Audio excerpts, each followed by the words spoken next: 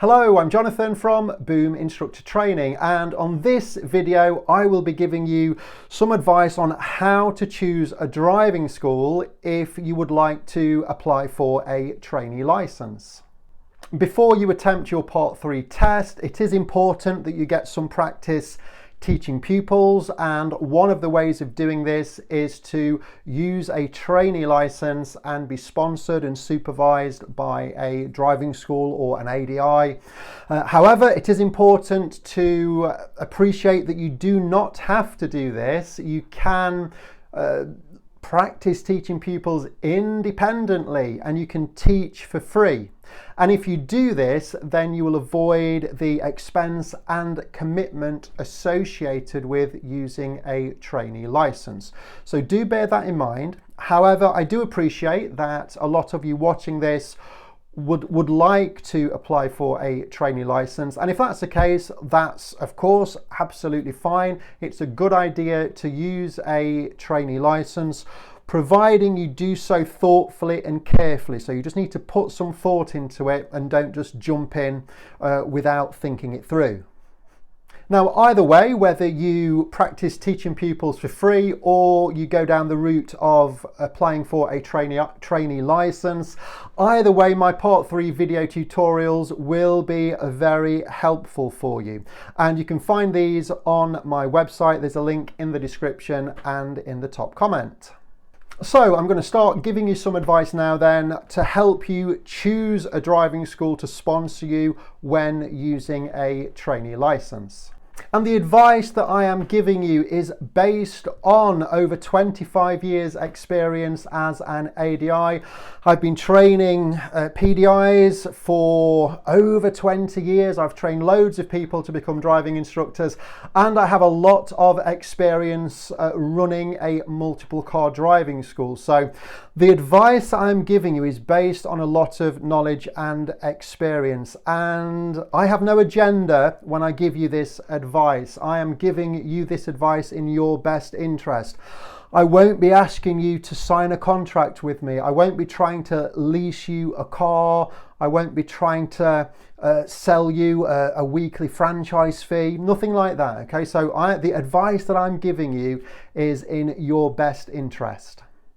So the first consideration is, which driving school do you choose? Do you choose one of the big national driving schools, or do you choose a local driving school that's established in your area?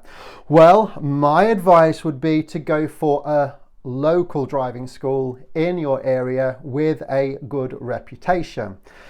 You will more than likely have a much more personal service if you do this. You'll probably be talking directly and dealing directly with the person that owns and runs the driving school. And, you know, whatever I do, I like to deal locally. You know, I support my local businesses, and so you know, that's kind of what I like to do. Now, you may want to go to one of the big national driving schools, but you know, my advice is to choose a local driving school. So once you've identified a driving school that you like the look of, that you'd like to work with whilst you're using a trainee license, and ask to speak to the ADI trainer who will be responsible for your training, because you're going to have 40 hours training before you can apply for the trainee license. So if it was me, I would want to know who it is that will be delivering the training, and ideally I'd like to speak to them first, and also I'd like to speak to a few people that they've previously trained to get some feedback from those people to find out what their experience was like.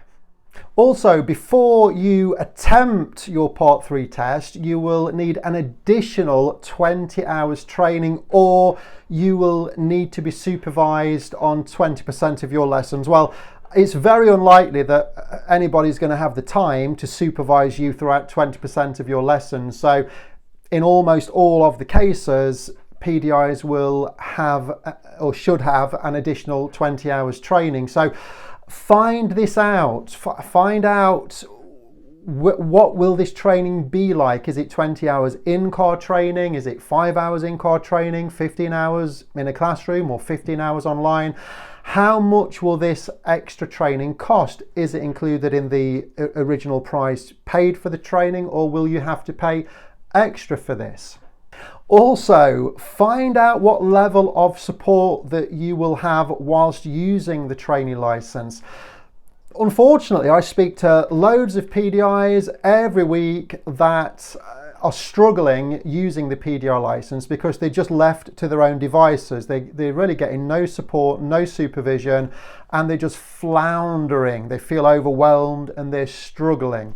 So this is why a local driving school is quite good, because you're in direct contact with the owner of that driving school, and you can go to them and say, look, I'm struggling with this, I feel out of my depth with that, can you give me some help? And they should willingly, it's their responsibility to supervise you and guide you whilst you're practicing teaching pupils in preparation for your Part 3 test. Make sure that you're just not left to your own devices, because if you are, you'll probably end up kind of going off at a tangent, getting into a rut of just doing things your own way. You could lose focus on the 17 competences, and then you're going to have less chance of passing. So you need to find out what level of support and supervision you're going to have throughout this trainee license period.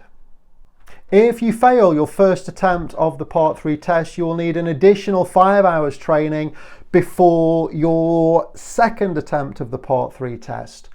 Will you have to pay for that? Again, who will provide that training? What will that extra training be like? Find this information out. If the driving school is being all vague and, oh, well, we'll cross that bridge when we get to it, that's no good. You want the information up front. And if the person that you're speaking to is being very vague about this, then that's a red flag. I wouldn't want to choose that particular driving school.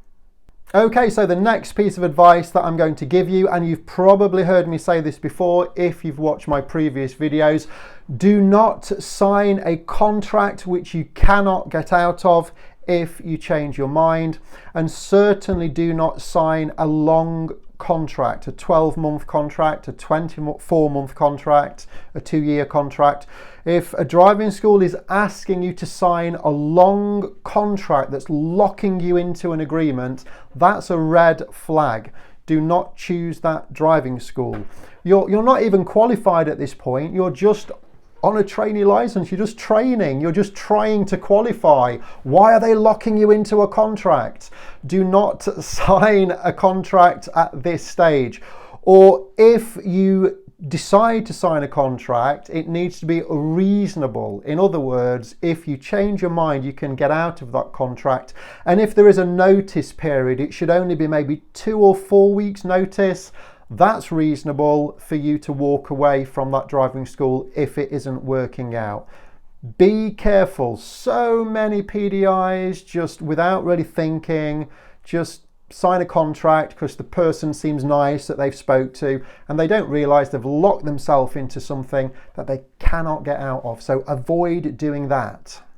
And then the next thing to consider is the franchise fee that you will be paying. You do not want to get into financial difficulty. This means that you don't want a big franchise fee to pay whilst you're working on a trainee license and preparing for your Part 3 test.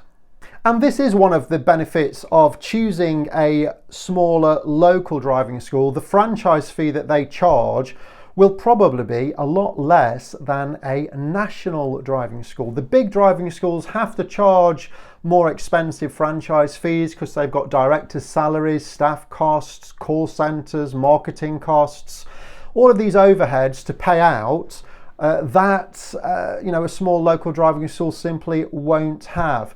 There's actually a lot of driving schools all around the country now that are offering weekly franchise fees for, I don't know, I've heard of driving schools doing £25 a week, £30 a week, £40 a week franchise fees.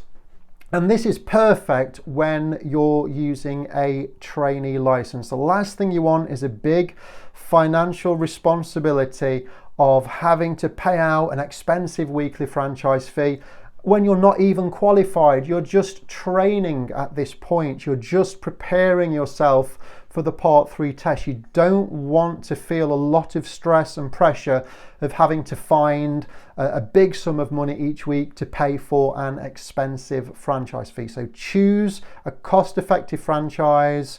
£30–40 per week sounds reasonable to me. And then the final piece of advice for you if you are intending to use a PDI license is just forget this idea of earn while you learn.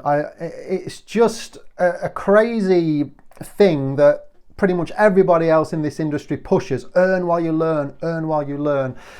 Forget that as an idea, because in my opinion, based on my experience, it is counterproductive. You should not be looking at this period of time where you're practicing teaching pupils to prepare for your Part 3 test as a source of income. It is not your job yet. It should not be looked at as a source of income. The only reason at this stage that you are practicing teaching pupils is in preparation for the Part 3 test.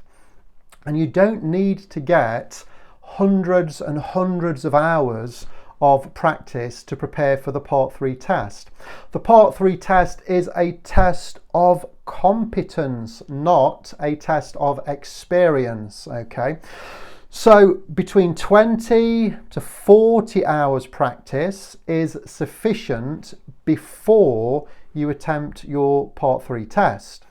With this in mind, all you need to do is 3–4 hours per week, 5 hours per week maybe, in terms of practicing teaching pupils, and do that over a 10 or 12 week period, and then you've got sufficient practice and experience to have your first attempt of the Part 3 test. But crucially, the practice that you have teaching pupils must be competence focused, and you must have regular supervision throughout this practice period with a mentor. And if you buy my Part 3 video tutorials, that mentor could be me. And what we could do is have a regular 45-minute video or phone call, and that could be once a week or once a fortnight throughout this practice phase, where we discuss the lessons that you've been providing. I'm asking you questions to find out what's gone well and what hasn't gone well, and I can give you some specific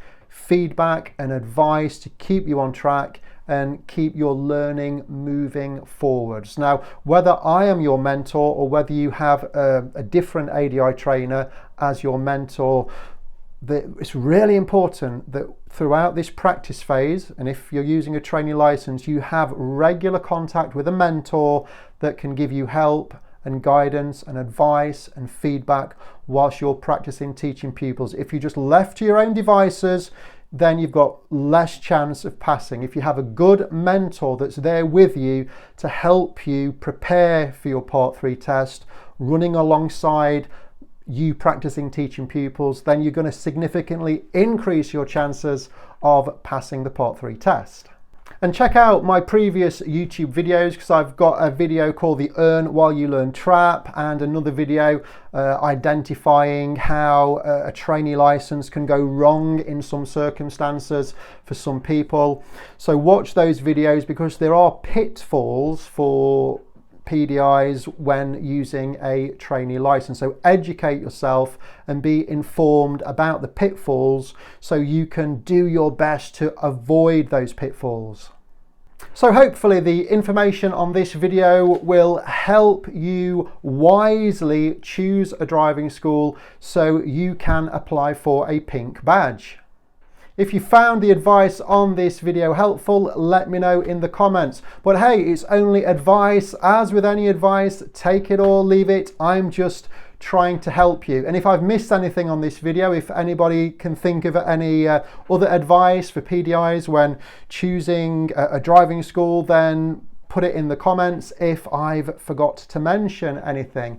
Please like and subscribe. I'd really appreciate this. And remember, when you're teaching pupils, just keep it simple and enjoy it.